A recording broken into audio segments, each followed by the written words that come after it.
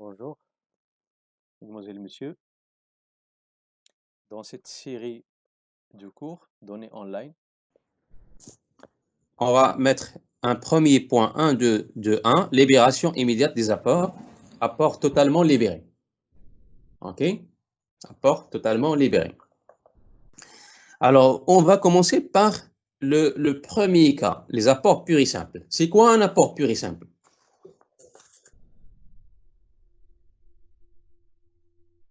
D'éléments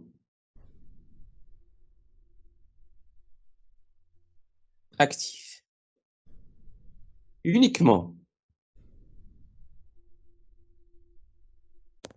Alors, je ne vais pas vous inviter encore une fois à écrire. Il faut avoir un cours complet sur vos cahiers. Essayez, s'il vous plaît, de noter. Alors, un apport pur et simple, c'est lorsqu'il y a une concession d'une société. Alors, vous mettez, à titre tout simplement de rappel, puisque ça, vous le savez déjà, ces apports sont actifs. C'est quoi les éléments actifs? C'est-à-dire tous les éléments, n'importe quel élément que l'on pourrait mettre après à l'actif du bilan de la société. C'est-à-dire qu'il n'y a pas de dette. Donc, on parle des apports purs et simples, ou bien on parle aussi des apports à titre onéreux. On parle aussi des apports à titre onéreux. Mais là, on va voir le premier cas, c'est-à-dire les apports purs et simples.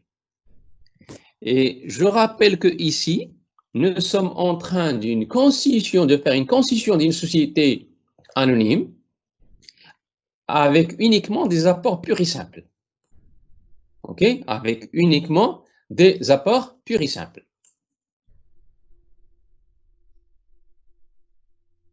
OK? Alors, ce qui fait que les apports purs et simples, ils sont formés des apports d'immobilisation, quelle que soit cette immobilisation-là, il fait partie des apports en nature. Quoi d'autre? Les stocks. Quoi d'autre? Les créances. Créances clientes, par exemple. Tout ça, lorsque un actionnaire, au moment de la constitution d'une société, nous ramène une immobilisation, ou bien un stock, ou bien une créance, on dit qu'il a fait un apport en nature. OK? Alors maintenant, pour les apports en numéraire, là, c'est clair. C'est quoi un apport en nature? C'est tout simplement En lorsque, argent. en argent, c'est-à-dire liquidité. OK? Et donc, les deux, c'est quoi? Ce sont des apports. Puis, lorsqu'on est en face d'une constitution où on a ramené les apports en nature et les apports en numéraire, on dit que c'est une constitution qui est faite par des apports purs et simples. Très bien. On va voir un petit exemple. Est-ce que c'est noté? Vous mettez exemple. Alors, vous mettez une société anonyme. Une société anonyme a été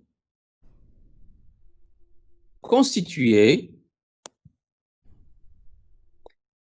le 1 de 2016. Alors, les apports sont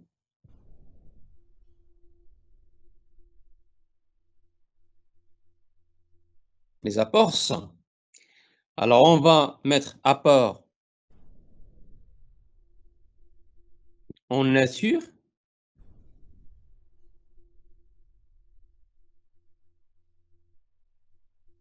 Donc, on suppose que les apports en nature, il s'agit des constructions.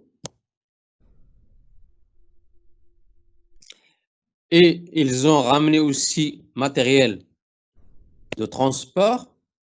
Bon, pour la construction, on suppose que c'est des 100 000 dirhams. Pour le matériel de transport, je suppose que la valeur du matériel de transport, c'est 100 000 dirhams. Et je mettrai aussi client. 50 000 dirhams. Alors, pour les apports en numéraire,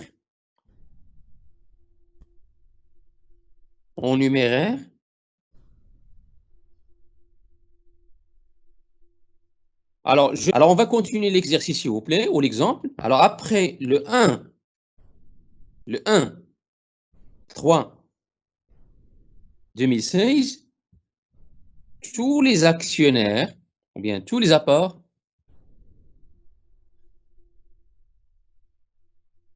sont libérés immédiatement et en totalité.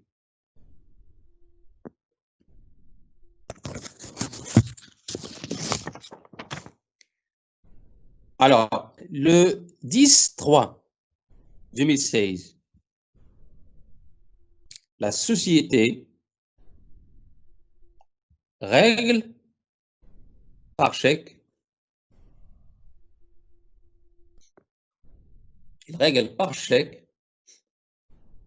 les frais de constitution.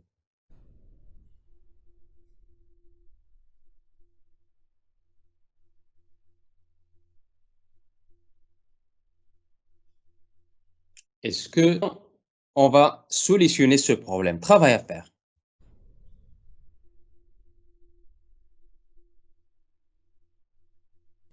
Premier travail à faire,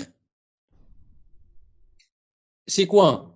Le capital social. Deuxième question, c'est de journaliser la Constitution.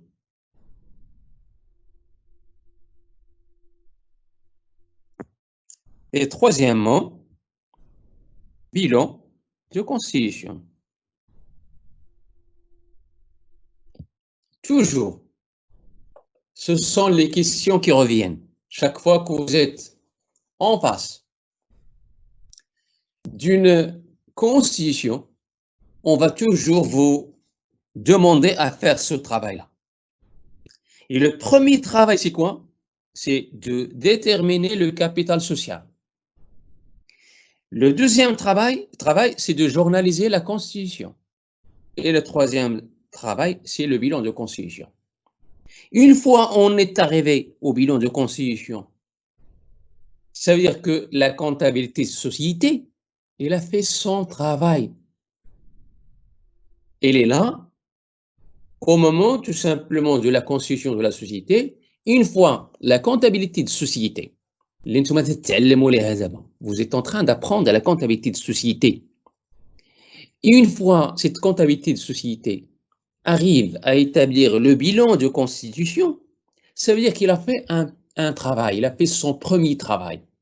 Il va donc s'éclipser, il va se retirer pour laisser la place à qui? Laisser la place à la comptabilité générale. Et le point de départ de la comptabilité générale, c'est quoi? C'est la comptabilité générale, c'est le bilan de constitution. Voilà. Toujours. Une fois la comptable de société arrive à établir le bilan de constitution, il se retire en laissant la place à la comptabilité générale qui va continuer. Continuer à faire quoi? À passer les écritures normales. Achat de marchandises, vente de marchandises, paiement des charges, les opérations quotidiennes, les opérations que vit l'entreprise au jour le jour. Quand est-ce que la compta de société va revenir?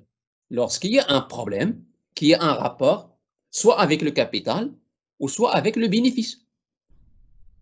Donc, chaque fois qu'il y a une opération qui touche le capital ou le bénéfice, la compta générale revient en arrière pour appeler à nouveau la comptabilité des sociétés, seule capable qui pourrait, bien évidemment, résoudre ce problème-là. Bien, alors on va solutionner ce problème-là. Solution.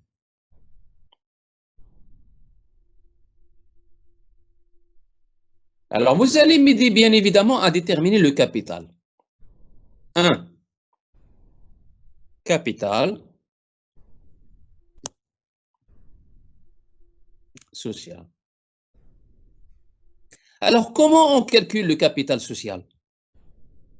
On a dit Le que total des capital apports. social, Le total exactement, des apports. c'est-à-dire sigma des apports APS, apport pur et simple. Or, ici, nous avons deux types d'apports. Apport en nature. On va faire la somme de ces apports en nature. Combien? Combien est la somme des apports en nature? Et les apports en numéraire. Les apports en numéraire, on avait dit que c'est 350 000 et 350 000. 350 50 000. exactement. Et je mets sigma des apports pur et simple qui est égal donc à 400 000 dirhams. Donc, capital social, à quoi est égal? Est égal à 400 000 dirhams. Et je vous dis souvent qu'il faut avoir le réflexe de déterminer le nombre d'actions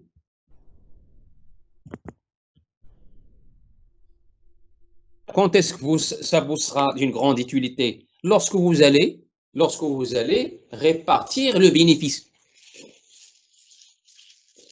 Lorsque vous allez répartir le bénéfice, à ce moment-là, vous allez vous demander, tu n'as pas le choix, vous allez vous demander combien on avait d'actions au départ. Et ce serait donc une honte ou une perte de temps de rester jusqu'à la fin de l'exercice, au moment du bénéfice, pour revenir en arrière pour déterminer le nombre d'actions. Il fallait savoir. C'est la raison pour laquelle je vous dis que lorsqu'on apprend une chose, il faut bien apprendre les bonnes pratiques. C'est le moment de mettre quand même, c'est pas très demandé, mais c'est le moment quand même de le mettre. Soit 4000 actions de 100 dirhams. Je fais tout simplement le capital, je le divise par 100 et je détermine le nombre d'actions. OK? Bien. Alors ici, c'est pas demandé encore, mais je peux très bien déterminer les droits d'enregistrement, même si c'est pas demandé. Droits d'enregistrement, c'est combien, à votre avis? Droits d'enregistrement, combien? Total social est inférieur à 500 000, donc droit d'enregistrement est égal à 1000. La chose a dit, cette chose-là, on vous l'a dit dès la dernière fois, je vous ai dit que depuis quand? Depuis 2018, le Maroc, pour encourager la constitution des sociétés, il a réduit à 1000 l'ensemble des droits d'enregistrement à payer par la nouvelle société, mais uniquement lorsque le capital social est inférieur à 500 000. Alors, je vous ai dit, est-ce que au Maroc, la règle, elle est toujours là. La règle, cette règle-là, ça marche toujours. Mais uniquement, quand est-ce que ça marche? Lorsque le capital social est supérieur ou égal à 500 000. Donc ici, 400 000. Il est bien clair que c'est inférieur à 500 000, donc on ne calcule pas. Je pars à la direction générale des impôts, je paye 1000 dirhams. Au moment de notre première prise de contact, qu'est-ce qu'on avait dit? On avait dit que la compta de société, sa vraie difficulté, réside qu'il faut toujours être à jour. Eh ben, si on ne savait pas qu'il y avait cette loi de finances 2018, éventuellement, on va faire sigma des apports périssimple fois 1%, il va déterminer 4000. Mais ça serait une honte pour un comptable. Pour un comptable, supposons que moi, je suis comptable de cette société-là. J'ai calculé le droit d'enregistrement, j'ai mis 400 000 fois 1%, ça me donne 4000. Je ferai quoi? Je prendrai 4000 dirhams, dans ma poche pour aller payer les droits d'enregistrement au niveau de la direction des impôts. Je me mets devant le guichet pour payer 4000 dirhams. Le monsieur va me dire, bon, comment ça se fait que tu n'es pas au courant, quoi? Ça serait quand même une honte. Raison pour laquelle je vous dis que lorsqu'on fait la comptabilité de société, nous devons mettre en face de nous le plan comptable. C'est un document obligatoire parce qu'on ne peut pas faire une comptabilité en dehors de la législation comptable marocaine. On doit mettre en face de nous également le droit fiscal marocain, la fiscalité marocaine. Et on doit mettre la loi qui régit la société anonyme, puisqu'on fait la comptabilité de la société anonyme. Donc, je dois avoir en face de moi la loi 17, numéro 17 de 1995. La loi 1795. La loi numéro 17 de l'année 1995. Ces trois documents-là, c'est là où je retrouverai tout ce qui concerne ma comptabilité des sociétés. S'il y a du nouveau, je dois être au courant. Même les taux que vous avez là, ça peut changer. Mais lorsque ça change, lorsque les taux changent, imaginez que le taux de TVA, maintenant il est normal. Le taux normal, c'est combien? C'est 20%. Si ça change, tout le monde sera au courant. Sauf celui qui ne veut pas. Hein. Je ne pense pas que même vous, en tant qu'étudiant, lorsque le Maroc change le taux de TVA, on va être optimiste et dire que à la baisse, supposons le 19%, supposons le taux de TVA 19%. Vous-même, vous allez être mis au courant. Donc, il faut toujours être à jour, surtout avec... Ok, alors on continue, s'il vous plaît. Alors, qu'est-ce qui reste maintenant? Deuxièmement, c'est quoi? La deuxième question, c'est journal. Journal de constitution. Alors, vous allez tracer un journal. Tracez, s'il vous plaît, votre journal habituel. Alors, dans une constitution, combien d'articles d'un journal il y aurait? Yallah, combien? Toujours, lorsque vous êtes en face d'une constitution, pensez toujours à 3 articles d'un journal. OK?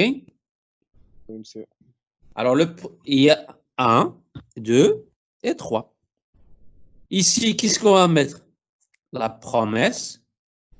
Ici, Z, la réalisation. Ici, frais de constitution. Mais ça, vous ne l'écrivez pas. Il ne faut pas l'écrire. Ce sont des explications, pas plus. OK? Donc, chaque fois que vous êtes en face de n'importe quel exercice de compta de société, ou il y a une constitution, pensez à 3 articles d'un journal. Un article, c'est ça. Un article. Si? Ça, c'est un article. Ici, c'est un article. Un deuxième article. Un troisième article. OK? Toujours. Dans une constitution, il y a 3 articles d'un journal. Un article où il y aurait la promesse des apports. Ce que vous avez dans l'Église, ce sont des promesses. C'est-à-dire qu'il nous a promis d'apporter un matériel de transport. Mais est-ce qu'il l'a apporté effectivement? Lorsqu'il l'apporte effectivement, on le met ici. Ici, on met les promesses. Et lorsqu'il apporte effectivement ce qu'il a promis, on le met là. Et là, vous avez payé les frais de constitution, qui est les droits d'enregistrement. OK?